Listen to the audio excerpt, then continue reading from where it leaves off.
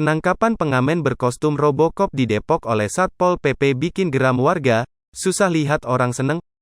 Postingan di akun media sosial Instagram milik @warungjurnalis jadi sorotan netizen. Postingan itu berisi video saat Satpol PP menggelandang seorang pengamen di kota Depok yang kenakan kostum Robocop. Video berlatar sebuah jalanan itu memperlihatkan seorang pria berkostum Robocop tengah ditangkap dan digelandang oleh dua orang petugas Satpol PP.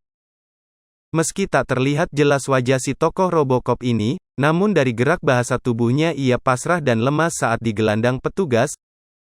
Sejak 1987, cuma Satpol PP yang bisa nangkep Robocop, tulis dalam caption unggahan tersebut.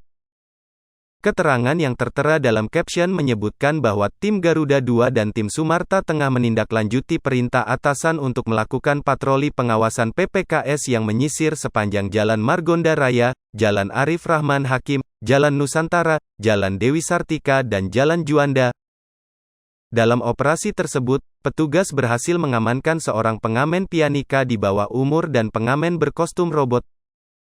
Operasi ini dilakukan sesuai dengan Peraturan Daerah Kota Depok Nomor 16 Tahun 2012 tentang Pengawasan dan Pembinaan Ketertiban Umum Paragraf 2 Pasal 18.